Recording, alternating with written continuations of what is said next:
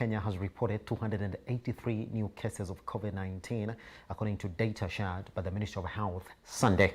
The new infections were obtained from a sample size of 3,452 tests, raising the country's case load to 179,075. In terms of county distribution, Nairobi led with 88 cases, followed by Kisii with 33, Uasin Gishu 26, Kisumu 24, Mombasa 19, and Siaya 15. Health Cabinet Secretary Mutahi Kagwe also announced 9 more deaths captured during facility audits in the last 3 months, pushing cumulative fatalities to 3,456. 73 more patients have recovered from the disease, with 1,106 others currently admitted in various health facilities countrywide. 99 patients are fighting for their lives in the intensive care units, with another 117 separately on a supplemental oxygen. Kenya has so far administered 1,183,376 COVID-19 doses, with 188,364 persons having been fully vaccinated.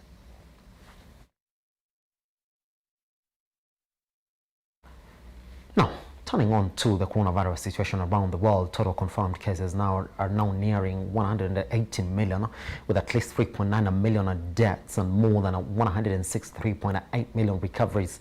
Brazil has now surpassed 500,000 COVID-19 deaths, with the country registering an average of 2,000 daily fatalities. With the spike in cases, Brazil is hoping to ward off infections with a mass inoculation after launching a vaccination drive over the weekend. Health authorities also hope that the test can tell them whether large-scale immunization can reach non-immunized populations, such as adolescents and children. Elsewhere, India's central government is calling on the public to continue observing anti-pandemic measures to reduce the spread of COVID-19 infections, even as some regions start to lift restrictions. India's COVID-19 tally rose to 29.88 million Sunday, with 58,419 new cases recorded in the past 24 hours. Now, the country's death toll rose by 1,576, pushing total fatalities to 386,713. The Chinese mainland, one new case was confirmed on Sunday, and 16 imported new cases, according to the National Health Commission. And finally, to the U.S., where the total number of confirmed COVID-19 cases surpassed 33.5 million, with a new death toll now above 600,000.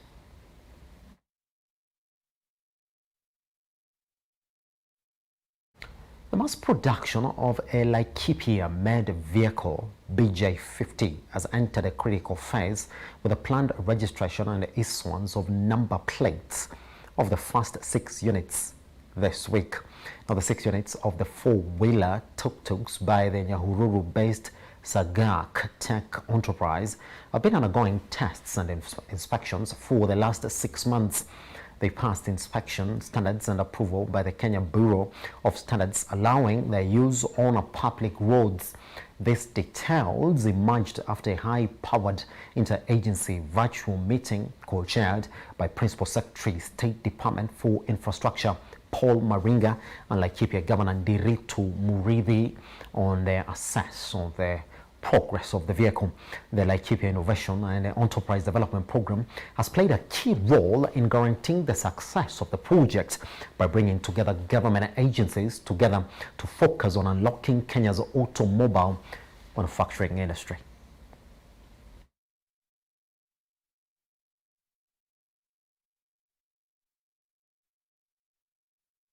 The Kenya Revenue Authority has announced a new revenue collection platform for Nairobi City County Government. KRA says Nairobi Revenue System, which is an initiative of the national government in collaboration with the Nairobi Metropolitan Services and the authority, is now operational. Now, the platform aims at having an integrated single revenue collection system. Now, the taxman says this will enhance service delivery by having simple and easy to use system features and providing timely information to customers. The key or the system is available for use by both new applications and renewals of services such as customer registration and account creation, payment for parking fees, market sales, applications and renewals of trade licenses, as well as applications for food handler certificates for both individual and non-individual.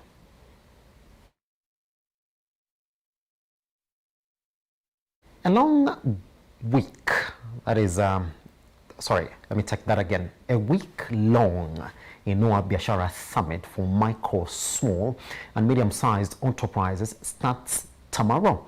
Now, the summit, which will be hosted by the Kenya banking industry, will set the stage for the industry to celebrate the resilience of the businesses as the world readies for the International Day of MSMEs. The Inua Biashara Virtual Trade Show is an innovative platform that allows banks to showcase their offering to SMEs in a contactless manner, mindful of the current coronavirus pandemic.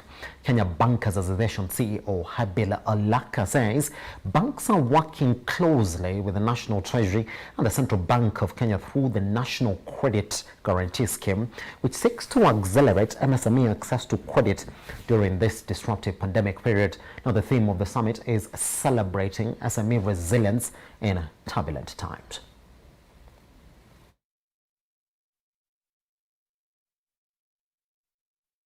A decision by the Salaries and Remuneration Commission to freeze the salary reviews for civil servants has rubbed workers' unions the wrong way. Now, the public sector trade unions affiliated to the Central Organization of Trade Unions, KOTU, has opposed SRC decision and vowed to challenge the directive in court. Last week, SRC said it took the position owing to the hard economic times occasioned by the COVID-19 pandemic. Commission Chair Lena Menke said there will be no salary increments for public servants and state officers for the next 2 years to allow for the economy to stabilize.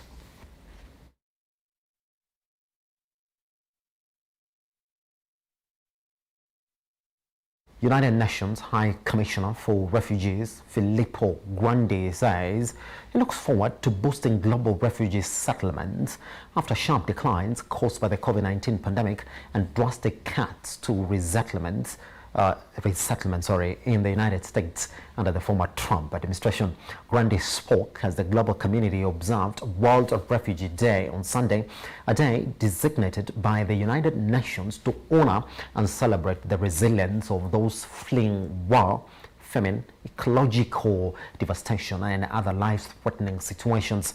According to the Global Trends report from the UN High Commissioner for Refugees, the number of refugees in the world has increased to a record 82.4 million in 2020. World Refugee Day was held globally for the first time on June 20th, 2001, commemorating the 50th anniversary of the 1951 Convention relating to the status of refugees. It was originally known as Africa Refugee Day before the UN General Assembly officially designated it as an international day in December 2000.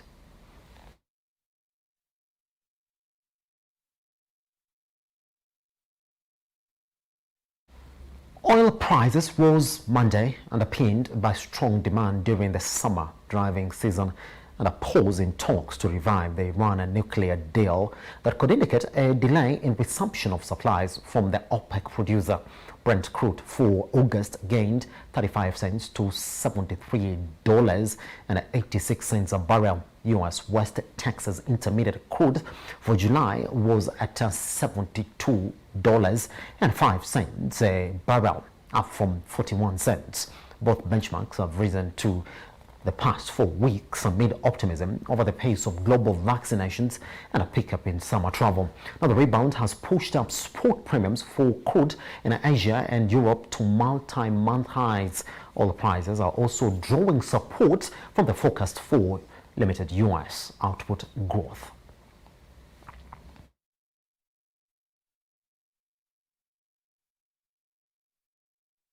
That is your business brief. I'll be back at the top of the hour for more briefs. My name is Simba Lajo Charles Kiaga. Good morning.